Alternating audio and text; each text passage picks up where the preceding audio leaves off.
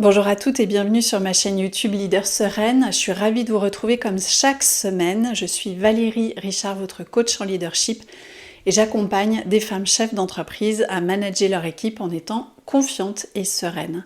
Alors cette semaine, j'ai eu envie de vous parler d'un sujet qui me tient à cœur parce que je parle souvent de leadership féminin ici sur cette chaîne ou sur mes autres réseaux sociaux que sont Instagram et LinkedIn. Et ça me tient à cœur parce que moi-même j'ai été confrontée parfois à certaines difficultés de prendre un poste à responsabilité, un poste de management ou devenir chef d'entreprise quand on est une femme et qu'on évolue dans un milieu professionnel masculin où les postes à responsabilité, les postes de direction sont encore majoritairement tenus par des hommes. Il y a une étude qui a été menée en 2019, seulement 28% des postes managériaux sont tenus par des femmes dans le monde entier. Et ce chiffre de 28%, il est quasiment équivalent à celui qui existait en 1995. Donc les choses ont peu évolué.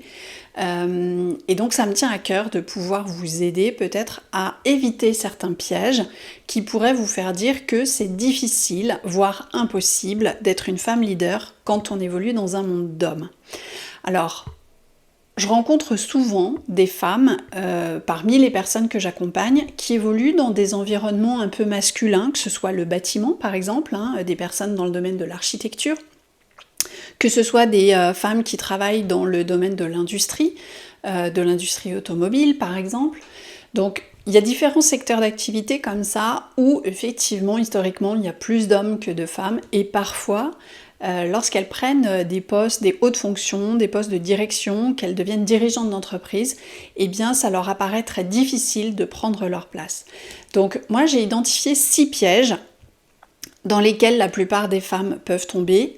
Moi-même, je suis tombée dans un certain nombre de ces pièges et donc je voulais vous donner quelques astuces pour essayer déjà de les identifier et puis d'en sortir pour ne pas rester englué dans cette posture et cette difficulté de vous affirmer et de prendre pleinement votre poste et votre posture de leader en tant que femme.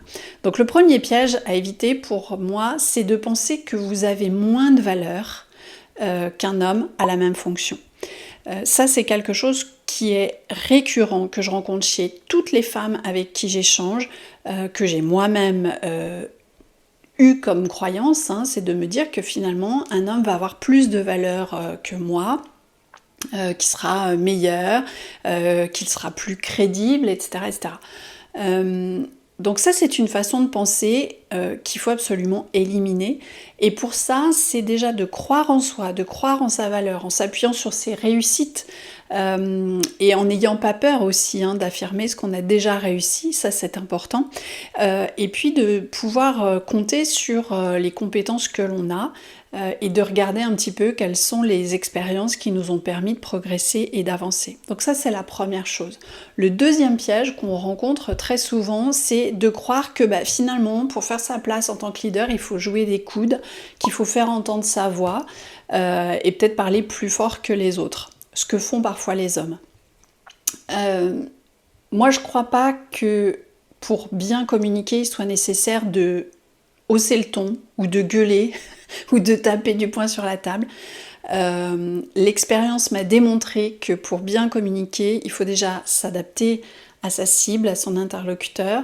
Il faut savoir écouter et en faisant preuve d'empathie, en ayant une réelle écoute active, là on va pouvoir se faire comprendre, là on va pouvoir entrer dans la relation et communiquer et il n'y a pas forcément besoin de crier pour ça. Donc ça c'est vraiment un piège à éviter et une idée reçue qu'il faut absolument éliminer.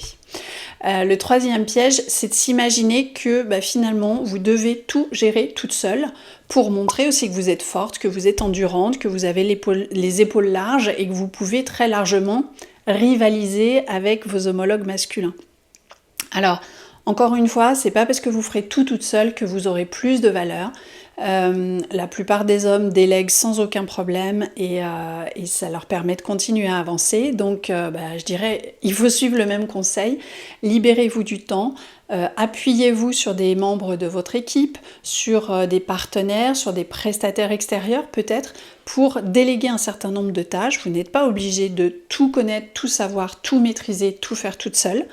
Et puis surtout, c'est important aussi de s'entourer de personnes avec qui vous allez pouvoir échanger, peut-être pour vider votre sac à dos quand vous sentez que la coupe est pleine, que vous en avez ras-le-bol, de pouvoir dire ce qui vous pèse. Donc entourez-vous d'autres chefs d'entreprise, entourez-vous de coachs, de mentors avec qui vous allez pouvoir échanger et comme ça relâcher la pression régulièrement pour prendre plus de recul et continuer à progresser.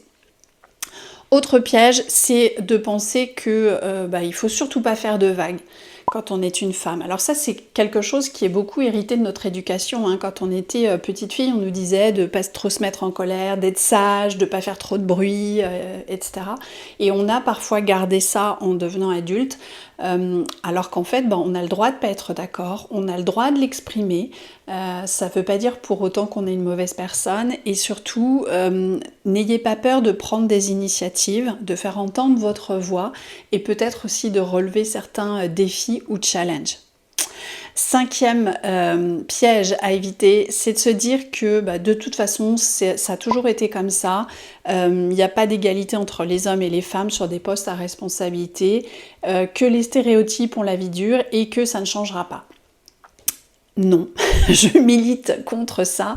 Je pense vraiment que les choses évoluent. Je pense que ça prend du temps par contre, mais on a chacune et chacun notre pierre à l'édifice à apporter.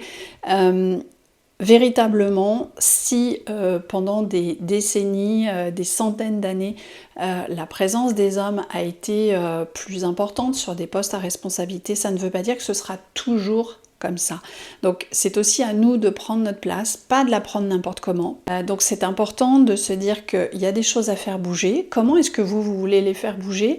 Et puis aussi de croire en vous et de vous dire qu'il n'y a pas de limite et que vous n'êtes pas obligé de vous conformer finalement aux attentes de la société, à ce que vous avez entendu depuis que vous êtes petite, et vous avez le droit de créer votre propre voix. Et puis le dernier piège à éviter, c'est de se dire qu'il faut se faire petite, qu'il faut rester humble. Non, en fait, pourquoi Pourquoi on devrait se faire petite et rester humble?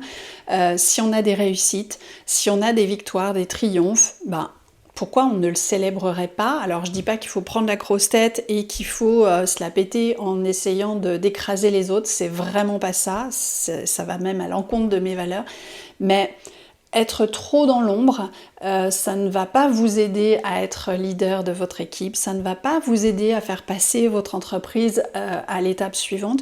Donc quand vous réussissez des choses, prenez le temps de le célébrer avec votre équipe, avec les personnes qui vous sont chères. Prenez le temps de vraiment vous dire « Yes, j'y suis arrivée, j'ai réussi et c'est top ». Vous avez le droit de vous réjouir et de vraiment mettre en avant les atouts que vous avez pu apporter dans cette réussite, dans cette victoire. Ça ne va pas faire de vous une mauvaise personne pour autant. Au contraire, ça peut inspirer des personnes autour de vous. Donc vraiment, n'hésitez pas aussi à regarder ce que vous faites de bien, à prendre le temps de le célébrer. Et ça, c'est vraiment un travail que moi j'ai dû faire sur la durée, que je continue à faire parce que je suis vraiment marquée là-dessus et que parfois j'ai tendance à regarder ce qu'il me reste à accomplir plutôt que de me réjouir déjà de ce que j'ai fait en me disant non mais c'est bon, je l'ai fait, mais il n'y avait rien d'extraordinaire. Si, à chaque fois que vous réussissez quelque chose, même une petite chose, réjouissez-vous, c'est important et ça vous permet aussi de continuer à développer votre estime de vous-même et votre confiance en vous. Alors voilà ce que j'avais pour vous aujourd'hui, j'espère que ça va vous inspirer. J'espère que cette vidéo vous a plu. En tout cas, merci beaucoup de l'avoir regardée. N'hésitez pas à la partager si vous pensez qu'elle peut être utile à d'autres femmes leaders. Et puis moi, je vous retrouve la semaine prochaine pour une nouvelle vidéo. Bye!